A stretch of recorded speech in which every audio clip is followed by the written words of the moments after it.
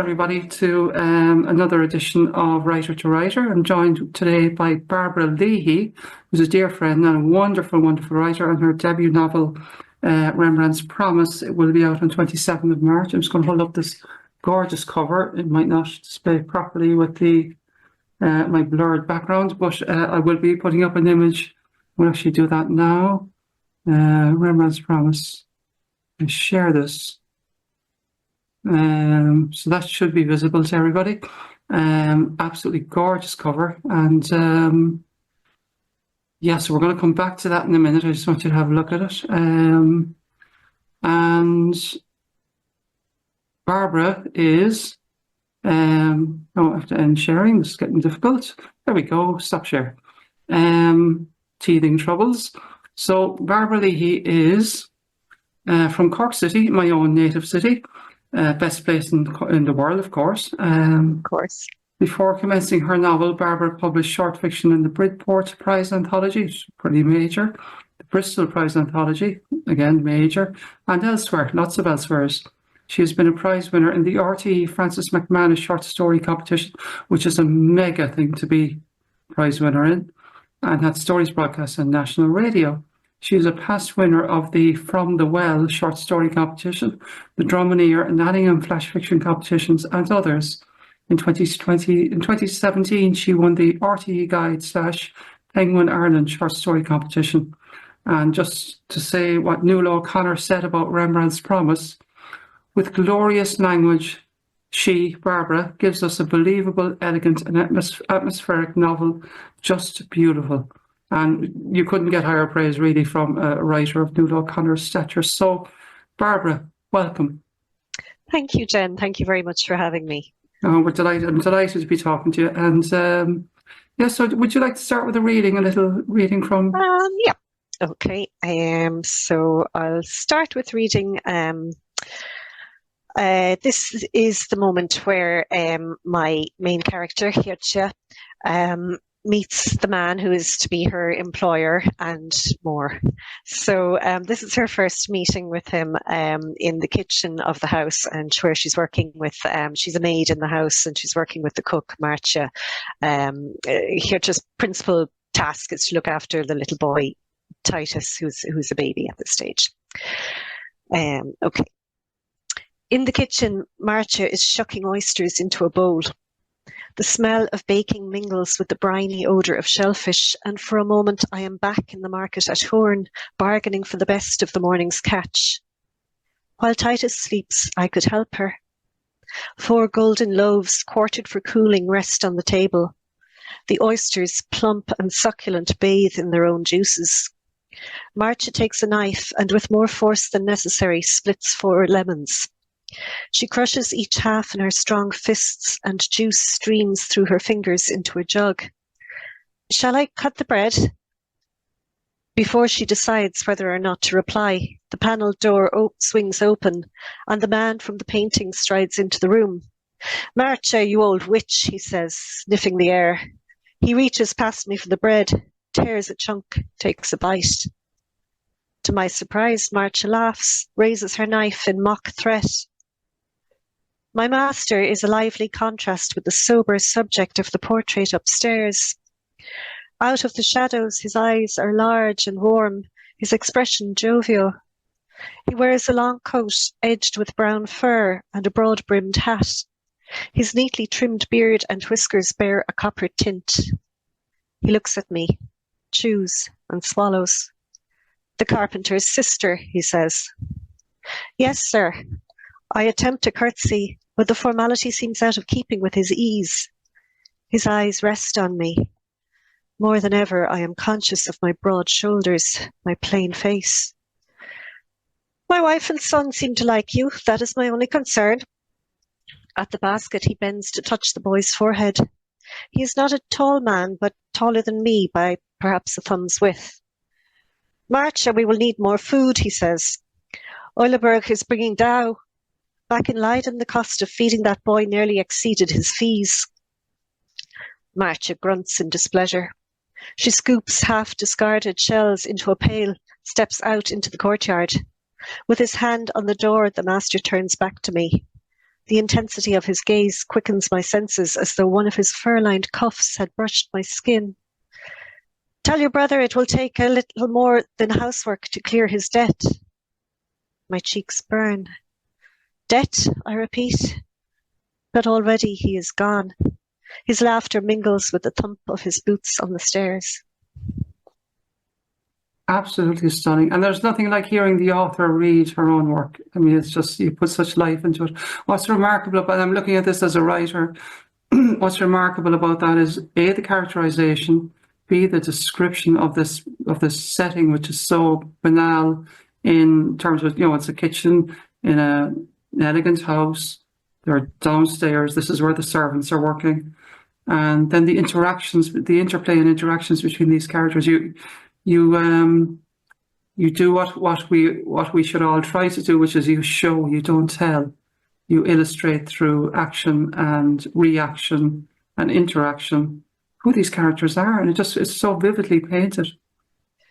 Well, food is great for adding some sensory detail, I think, and the preparation of food and the smells of the food, I think, are important. And as a reader, I'm always curious as to what people were eating, and in historical fiction, especially what people were eating, what type of meals they had, how they prepared the food, and so that's something that I suppose I felt it would add a bit of immediacy there and give it a kind of a nice sort of visceral element. And it really does. It brings her together with Rembrandt. This first meeting, this formidable master, because he's her master, and then the mystery that you close with, and that's part of that chapter, I think, closes with that. Yeah. That there is debt. She's there she's there on for a purpose she didn't realize, and there is a darker story and a deeper story behind this.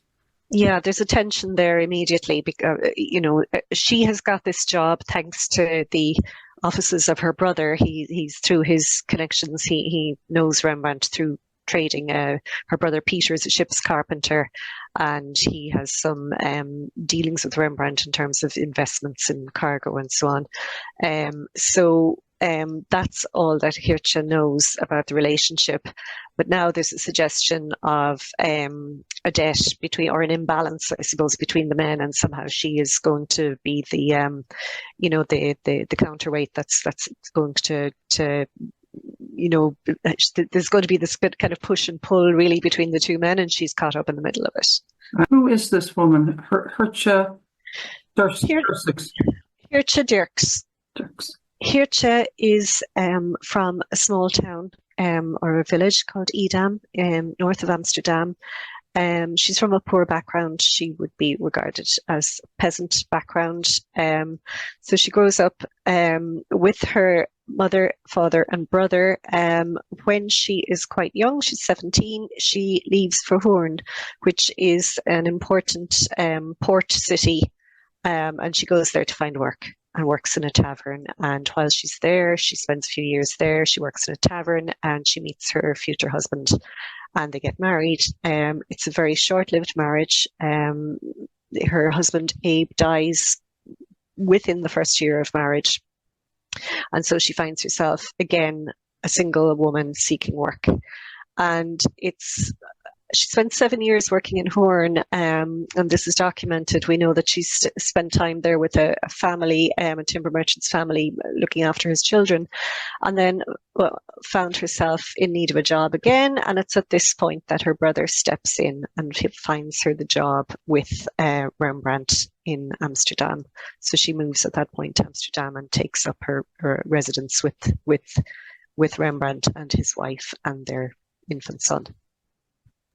And this world that she lives in, I mean, it's not a woman's world. It is any world, but it's very much it's a patriarchy. It's a patriarchy, and it's a society where I suppose economically it was very difficult for women to survive in this society. In Amsterdam, a large proportion of the male population was at sea, or was engaged in this kind of very risky life of sailing and trade.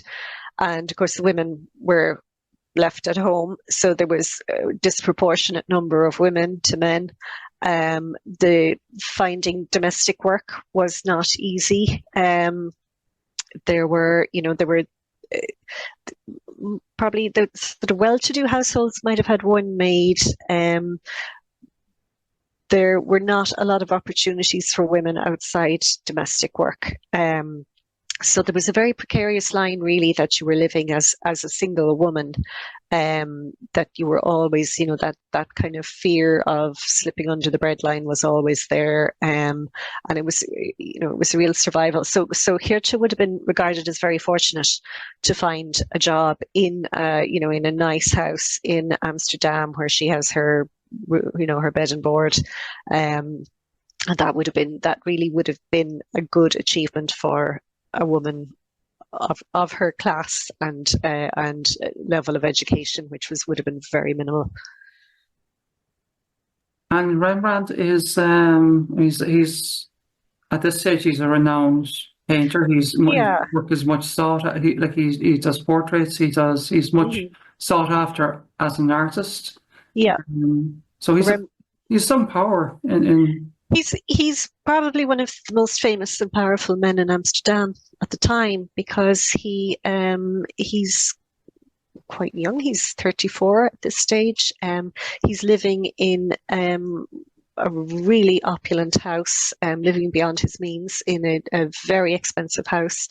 He is able to command, he's earns most of his money from portrait commissions. He is the most sought after portrait painter in the city, and his customers are wealthy burghers, merchants, and even he's had some royal commissions as well in the past. So I mean, he's at the height of his success and power. He's married. His wife Saskia is living with him in his house. They've had 4 children. Sadly, only one survived past infancy. So their son Titus is very precious to them, and this is the domestic atmosphere. It's a happy domestic atmosphere. Rembrandt is very in love with his wife, and it's a very harmonious atmosphere that Geertje joins. And I think she feels, once she comes into this setting, she feels a pang for the husband she had, who she lost so early in her marriage, and also she suffered the loss of a child through stillbirth. And I think when she steps into this house and sees this couple and their little boy, it's almost like it's completing the vision she had for her own future. And she's seeing, this is how she had envisioned her life, this trio, her husband, the child that was sadly stillborn. And it's almost like she could close her eyes and she's gotten her life, the life she wanted back. And there was a question popped into my head and it's gone now. She makes allies very easily. She makes friends very easily. Like, she's a really likable person. Yeah, and that's one thing that really struck me when I started to read about Geertje. And there's very little to read. There's very little that we know about her. Most of what we actually know about her can be gleaned from legal documents, which naturally by their very nature are pretty, terse and factual. So the few things we know about her, the fact of her marriage, then I suppose later on, as things progress, we see her friends coming to assist her. Geertje is illiterate, so any of the legal proceedings that are detailed in the novel, she would have had a scribe with her to interpret and to write a deposition for her. And so she had friendships with people who perform those offices for her. She has a particularly close relationship with her cousin Trine, and this is again borne out in the legal documents. We see the name of Trine Jacobs occurring again and again, and of course Trine is instrumental in a key moment of Geertje's life where she's kind of at her lowest ebb, and and it's their friendship that really pulls her through. So I suppose, when I started to read about this woman, I was reading secondhand commentaries about her, and I couldn't believe some of the comments, where she was being portrayed as, the sort of prevailing opinion was that she sort of obstructed Rembrandt's creativity and caused sort of some domestic strife for him, and that interfered with his output for a few years. And I mean, even in 2019, she was described as a manipulative person who brought out the worst in the artist. And I thought, oh my goodness, how unfair is that? I mean, how, when you look at the facts of how their relationship impacted him and how it impacted her, I don't think you can say that, that you can write her off as this sort of, mild irritation in Rembrandt's life. I think she's a lot more than that. She's a woman who had deep, lasting friendships, relationships. She had people in her life who cared about her. She was courageous, and she was, had showed great courage. And I just felt I wanted to tell her story and show it from her side.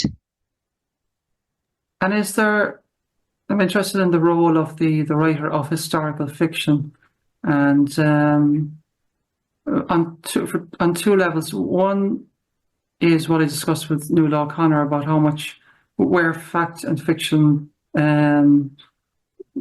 where fact becomes fiction or fiction becomes fact, and also, is there a question? Is there a place for the historical fiction author in setting the record right, or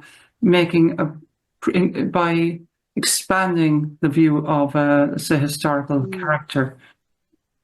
What would you think? Yeah, I mean, I very much felt that the prevailing view didn't do her justice, and I wanted to expand that view, as you say.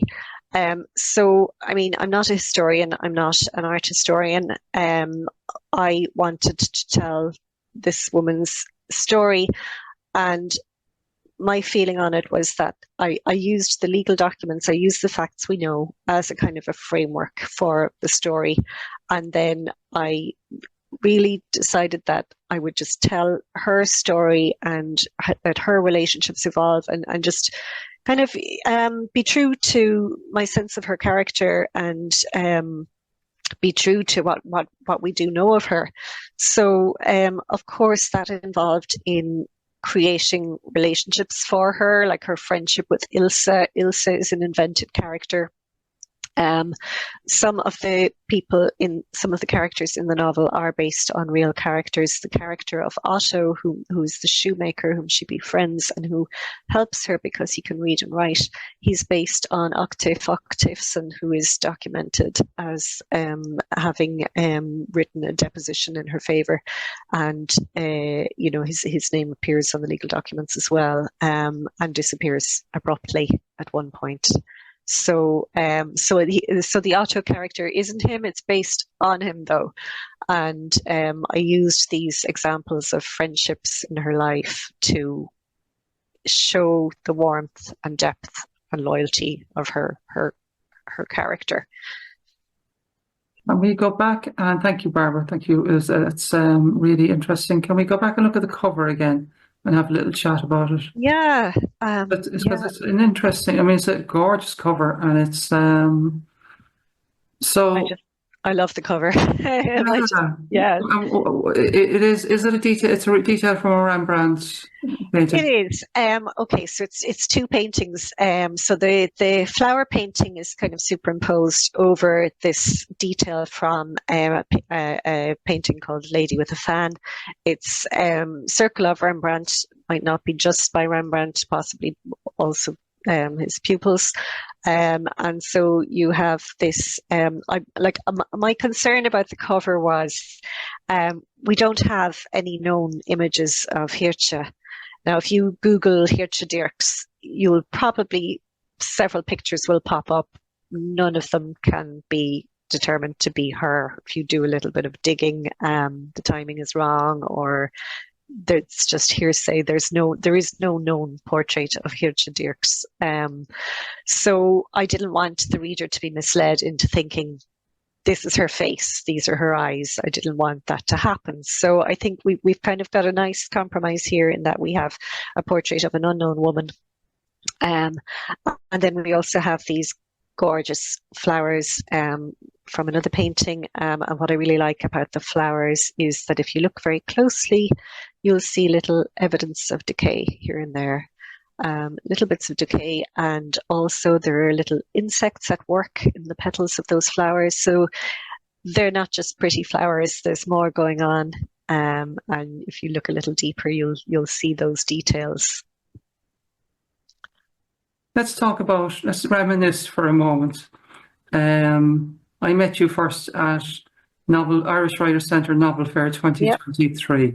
Where now this novel had a journey. You didn't write it in one week, wet weekend, and immediately getting an agent and a publisher. This novel has been on a journey with you, and I think it's a really interesting journey, as has my own work been on a journey. And we coincided at Novel Fair 23, yep. Which was an incredible experience. I'm sure you'd agree. And we were both lucky to be. Yep. You were signed by Ger Nicol from the Book Bureau. I was signed by Brian Langan from the Storyline Literary Agency, so we were both very, very blessed. So let's talk about Novel Fair. Let's talk about that experience. Yeah. So, well, you know, when I started writing, I think Novel Fair had just about begun. I think it was in its infancy, and actually in its first year, a member of my writing group was successful at Novel Fair, and so really I had that in my sights for a long, long time, 10 years plus, and always thought, okay, I can just get a novel written. That, you know, that's my goal. I'll try and get to Novel Fair, because it just sounded like the perfect opportunity, especially for someone like me, I suppose, who would be a bit lacking in confidence. And, you know, rather than me knocking on doors, approaching publishers, like, Novel Fair is just a wonderful opportunity because it brings the publishers to you. You enter, I think it was 10,000 words that you submit, and 12 writers are selected then to meet with a selection of agents and publishers. You have 15 minutes to give your pitch and try to get your idea across and get their attention. And it's a sort of energetic, frantic, exciting day, and I put everything into it, as I think you did too, Jen. You know, because there's just such adrenaline in the room, and yeah, and I mean you're really it's opening doors that otherwise you would be absolutely banging the door down to try to get in. So you really feel that you have to make the most of this opportunity, you know, and really use your time wisely. So yeah, so it was an amazing experience. And I have to say, I think I was anticipating very scary interview-like scenarios, you know, whereas it was all, hi, how are you? You know, it was all very much a chat, a focused chat, I suppose. And yeah, so I met Ger Nicol, who's now my agent, and just warmed to Ger straight away. And, you know, quite apart from her professionalism and her skill, I just think my instincts really were telling me that Ger was somebody I would work well with. And I also met my publisher on the day, Deirdre Nolan, who's the editorial director of Eru, an imprint of Bonnier Books. So, and similarly, just felt an immediate rapport with Deirdre, and that she understood what I was trying to do. She got it straight away. That I wanted to tell this woman's story, why the story was important to me, and yeah, I just knew she'd be somebody I could work with. So I was, at that stage, I hadn't even finished the novel. It was probably 3/4 finished. So Ger took a bit of a leap of faith in taking me on with an unfinished novel. So that was, I think, early February. And I finished it by July, and then went under submission with Ger in September, and was lucky enough to get the offer in October. So that was October 23. Bit of a whirlwind. Whirlwind, I suppose. Yeah. At the time, I was really impatient for everything and anxious about it all. And now looking back, thinking, my goodness, how lucky, how lucky I was with that. But it's been wonderful to watch I mean, like it was remarkable to see the progress, and that journey you've had has been, to me. I've been very lucky. Yeah, I've been. Yeah, but it was really, I mean, it is, it's heartening to see, and it's very encouraging for other writers. And like this novel has been, like you are a member of a writers group, which I think is really important. Yeah, absolutely fundamental. So when I started writing, I was, just testing the water. I started by doing a course in what was then the VEC. It's now the ETB, which is a great way of doing exactly that, just testing the water. And thought, I'll just try this. Nobody has to know if I mess this up. Nobody has to know. It's just my thing, and I have to do it because it's what I've always wanted to do. But I just don't know if I'll be any good at it. So that was I was really got a lot of encouragement there from the teacher. And so I went on to do some more courses. We're quite lucky in Cork, really. We're very well served. We have the Munster Literature Centre here, and we have the West Cork Literary Festival in Bantry, which runs workshops every year. So I did some more workshops, and through that then I met the 3 writers who are the core of my writing group. And that really, I mean, we started out in, I think it was 2011, and we're still going strong, meeting every 2 weeks. And I think it's just been key for me. I mean, initially I thought, okay, I really, really hope, that this writing group will last and they'll keep coming. And it just went from strength to strength. So it's been brilliant to see everyone sort of develop and their work. And we all have something different to bring as well, I think, and we all complement each other really well. So I think the fact that we knew each other, we had met through other workshops, and were comfortable with each other's work and criticism and feedback, and it just was a great fit from day one. And I'm just trying to bring up the Amazon page for your novel, just for one moment. My browser is being slow. Must be lovely to see when you go into Amazon to see your book there. I mean, yes, but also in your local independent bookshops, Jen. We have to, mention that too. I hear you. Yeah, but it's amazing. It's amazing to see it up there. I like it was. I didn't even know it was up on Amazon, and somebody sent it to me and said, "Look," and yeah, it's a little bit surreal and just really amazing to see it there. So I wanted to get the other quotes. Let me see. An elegant and atmospheric novel, just beautiful, by Nuala O'Connor, and outstanding, a novel that lingers long after reading, Danielle McLaughlin, author of The Art of Falling. And Nuala also said, with glorious language, she gives us a believable, elegant and atmospheric novel, just beautiful. I want to, that atmosphere, that this world you've created is so textured and rich. And I just want to read a passage here, if you don't mind. It's from the start of chapter 8. On Easter Saturday morning, I leave the painter's kitchen, walk down the alley behind the house towards the canal. At the waterside, out of the shade of the houses, the sun's warmth rises up my back, stroking my shoulders, touching my neck, and I feel as though I have emerged from a cold, dark tunnel. I carry Titus in a sling fashioned from a silken shawl, which must have come from India or China years ago. On the bridge, I stopped to test again the strength of the knots at my waist and neck. In the April sunshine, the canal is lively with trade. A tang of decay hangs over the water, and I wonder how it will smell at the height of summer. Hirelings are busy unloading furniture from a barge, easing chairs wrapped in sailcloth up onto the banks, roping a cabinet and winching it over the water. Good-humoured shouts pass among them as they work. I hold Titus up, point out a seagull perched on the leg of an upturned table, still as a carving on the bow of a ship. He blows bubbles from his little round mouth, looks not at the bird or the men, but at me, stretching out his arm to mimic mine. I laugh, settling back onto my hip. There's so much texture and detail in that. And I have this theory that you have a time machine and you've been in 17th century, what's the lowlands? Amsterdam, yeah.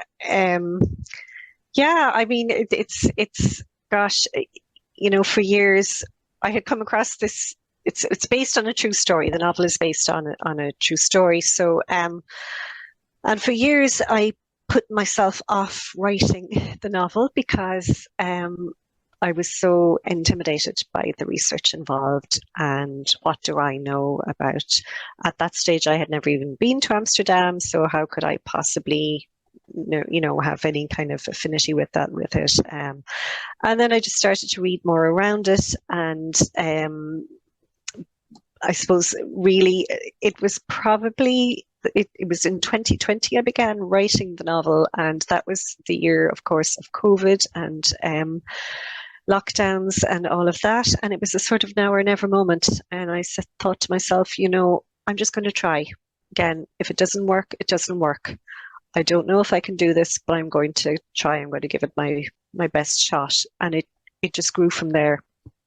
And in a way, the research never really ended. There's always still little things that you need to research. What type of tableware, what type of cutlery people use, all these little things that you're never really done with. You never close the history books, and just start to write. But I loved that about it as well. And that there was a lot of discovery for me in it as well. And and I suppose I'm lucky with my subject matter in that so much of 17th century Amsterdam is still there, and you can walk around it and see it. The Way House that features in the novel is still there, still intact from, I think, the 15th century. And of course, where most of the novel is set, the Rembrandt house is there. You can visit it, you can walk around it, and actually walk through the rooms where the novel is set. So that was really helpful as well. You can look through the windows your character looked through. You can still see buildings they would have seen. So it's great for empathizing and for getting back into their heads. All these things of having a debut novel out, and it is out on 27th of March 25. Yeah. Buy in your local bookshop, folks. It must. What is it like to have a debut coming out? And I know you're doing interviews. You're being invited here and there to give talks. I mean, is it absolutely wonderful? Yes, it is, of course. I mean, it's still a little bit unreal. I mean, I just can't wait to be able to see the book in the shops, I think. And that was my ambition, to get, to write a novel, to have the book published. And that was always an ambition. But then specifically, I want Geertje's story to be told. So I will be very proud, I think, for her that her story is being told, and it's very gratifying for me that people are like you are interested in talking to me about it. That it's gotten some lovely comments from, you read out some of them earlier. People have been very generous in their comments on the novel, and it's all a bit of a whirlwind, really. It's funny because you spend so long with the novel at home, on the kitchen table or at the desk writing the novel, and suddenly it's released and it's sort of not yours anymore. It's out there now, and other people are, forming their opinions about it and getting their own inspiration from it. And yeah, that's all. It's all wonderful. Brilliant, and it is inspiring, I have to say, and I always find your writing to be absolutely wonderful. Before we'll get you to do a reading, but I want to do another reading, just to Okay. short one from chapter 56, and this is Geertje she's looking for her brother, Okay. and again, I just want to get across the texture of this novel and how gorgeous the prose is. At the Amsterdam docks, the Sint Maria lies on her side, careened in shallow water. Men on ladders scrape at her scabrous timbers. A boy no older than Titus passes buckets of pitch from the wharf to men on the slip whose breeches are rolled above their knees. They wade to the exposed keel, fasten the fresh buckets to hoist, shout to their comrades who lean down from the tilted deck. Up close, the tips of the boy's ears and the back of his neck are pink with from wind and sun. I want to pull the ragged cap down to protect his child's skin. The men patching the hull are stripped to their waists, their backs bronzed like oiled timbers. How many seasons before this boy becomes one of them?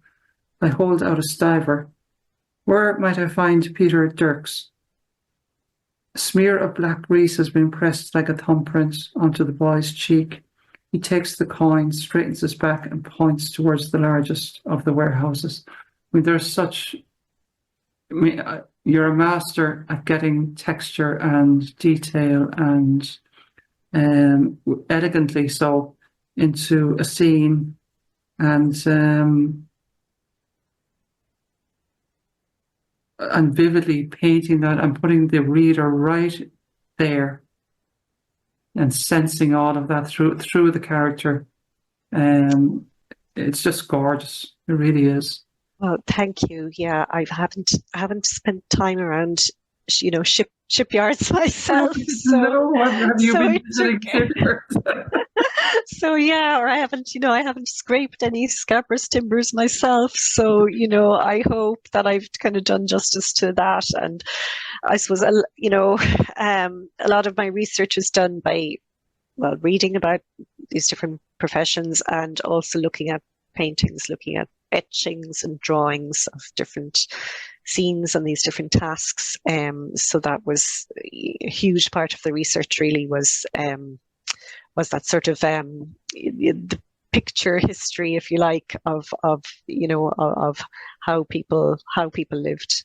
Which gives a hint into the depth of your research and the detail that you went to, which shows on every page. Yeah, well, it was funny, because I looked at a lot of paintings, and of course I started off, which seemed to me to be a very sensible thing to do, by looking at Rembrandt's paintings. And then I realized that Rembrandt had a habit of dressing people up in clothes from the previous century, and he also often painted people in the guise of biblical characters, had them, so again, they're not wearing everyday clothes. They're wearing, specific garments associated with different, with the character, I suppose, that he's portraying rather than the actual person. And it was quite common then that, you would have your wedding portrait painted, but you would be in the guise of a betrothed couple from the Bible.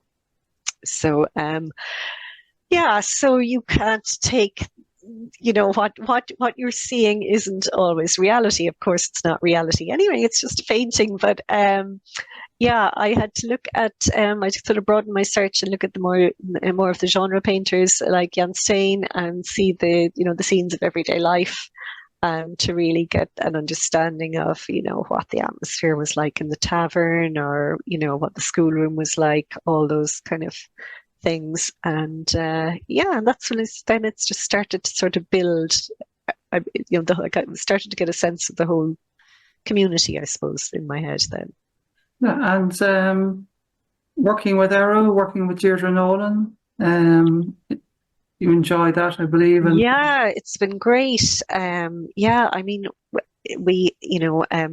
Deirdre's just been so enthusiastic and positive about the manuscript from the start. And I mean, the fact that she really understood the character and understood what I was trying to say, I think just gave me great confidence. And I knew that she would look after this book, and that she would look after the essence of what I was trying to do. So I felt very safe, and that I was in good hands with Deirdre's expertise. So her edits were immensely helpful, and I really gave them deep thought, and they made it a better book, certainly. We kind of two main rounds of edits. So the second round of edits were almost more difficult in a way because they were subtler and they were more, they were just, I think they were really just little tiny tweaks and little polishing, which again, made an immense difference and made it a much better novel.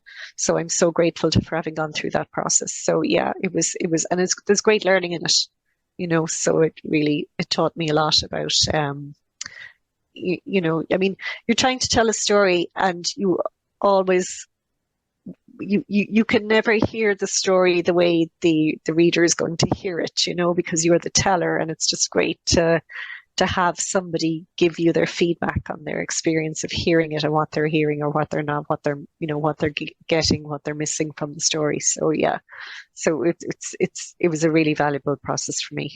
And Ger Nicol from your agent, your wonderful agent, she's been amazing. Yeah, she's been amazing. I mean, Ger is just unfaltering in her support and belief in the novel, which is great, because I've my confidence and self-belief levels, dip all the time, or, I think we're a little bit like that as writers, one thing can send us, off on a tangent, or whereas Ger has just consistently believed in the novel, put so much faith behind it that in turn gave me confidence, and and it's just been brilliant to be able to talk to her about, if I'm unsure about something, or if, I can talk it out with her and we can explore it. And I have the benefit of her advice and experience, which is priceless, really.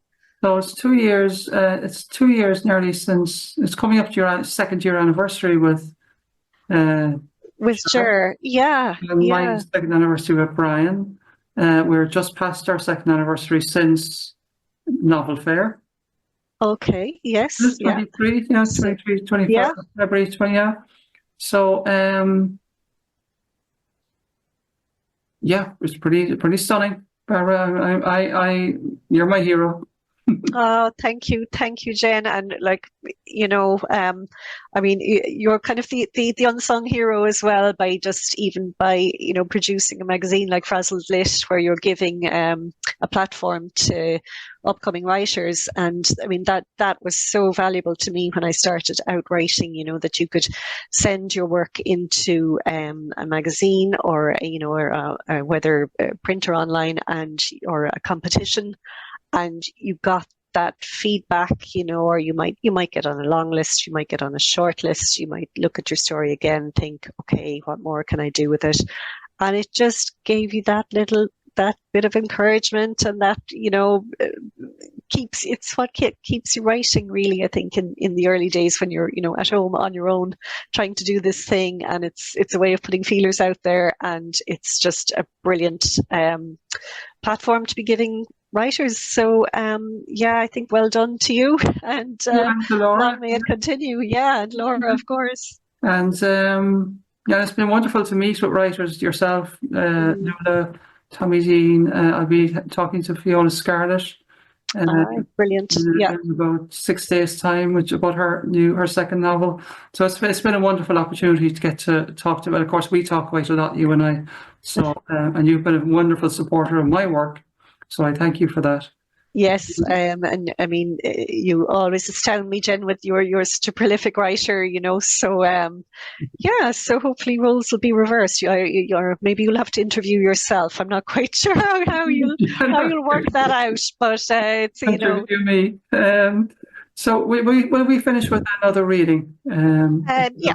Okay, Okay, thank you. so I'm going to read another section from a little bit further on. Okay, so at this point, Geertje is becoming quite comfortable in Rembrandt's house, and she's kind of forming a bond with his son and a relationship with his wife, Saskia. Okay. One day when I go to the side room to collect Titus for his nap, he is sitting on his mother's lap at the virginal. She plays a trill of notes and his baby hands wave and slap at the keys. She looks up at me and laughs. See what a prodigy he is. She kisses his head. I go to the window, look onto the street while they play. The bells of the Zuiderkerk ring 11 o'clock. School children scatter about the streets, whooping and making mischief on their way home for dinner. A clang of baby fists on keys makes me jump. The mistress laughs again. Geertje, you try it, she calls, setting Titus on the floor. She is in one of her playful moods today, her pale face quick with mirth, so that her illness is almost hidden.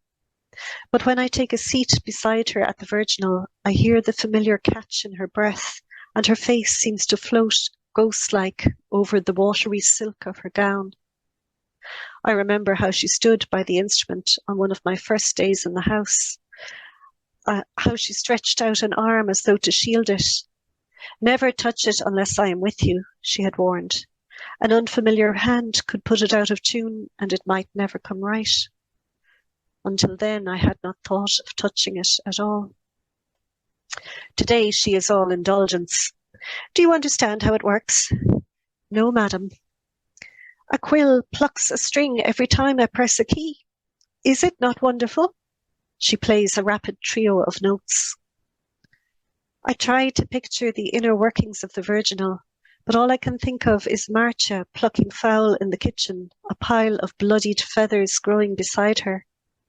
While Marcia grunts and wipes her hands across her apron, my mistress sits in velvet and silk, an array of delicate quills primed for her touch. Try it! She takes my hand and places her own on top so that the pads of her small fingers rest on my stubby nails. Then she presses firmly, and from within the virginal comes the sound of a plucked string. My fingers are clumsy, too large for hers to guide, mashing the keys, pounding discordant sounds into the bright, fresh room, but I am making music, and it thrills me. She breaks off for a moment, amused at my delight, then slips her hand over mine again, and with my forefinger picks out a simple tune, note by note. I wonder if I could learn to play like her. When she stops and pulls her hand away, I look up to see the master at the door. Such noise, he says. I buy you the finest instrument in the city, and you use it as a plaything. His eyes are warm and teasing. It is as though the frenzied man who tore Ilse from her lover was some chimera of my imagination. The mistress stands, her skirts rippling. I was teaching them. I go to pick up Titus and excuse myself, but they are not listening. I am trying to work. His voice is gentle. Standing in the doorway, he wipes ink-blackened hands on a handkerchief and watches his wife. He is never really angry with her. Her skirts brush the floor as she goes to him, takes his arm. I wince at the closeness of stained fingers to green silk, but he is careful not to touch her with his sullied hands. Hanging beside the door is a painting of a wedding feast. The light is centered on the bride. The guests are banished to the shade. That is how it is when he looks at her. All others fade away. Dine with me today, she says, collecting the bundle of letters as they pass into the hall. Your pupils can spare you for an hour. Over her shoulder, she calls to me, You may bring dinner. Without them, the room seems duller, darker. The instrument, the noise, their son, are all forgotten for now. I wonder how much longer the lesson would have amused her. Titus starts to cry, and I raise him to my shoulder, whisper comforts into his neck. I drop the lid of the virginal, and the slam echoes around the room. Absolutely wonderful, wonderful prose. Barbara, I'm going to stop recording now shortly, but you hang on with me for a moment, if you would. So thank you, Barbara Leahy. It's been wonderful talking to you. Thank you so much, Jen. It's a privilege. Thank you so much. It's been a pleasure. So Barbara Leahy, Rembrandt's Promise, out on 27th of March 2025. Absolutely very best of luck with it. I wish you every success with it. Thank you, Barbara. Jen. Thank you, Barbara.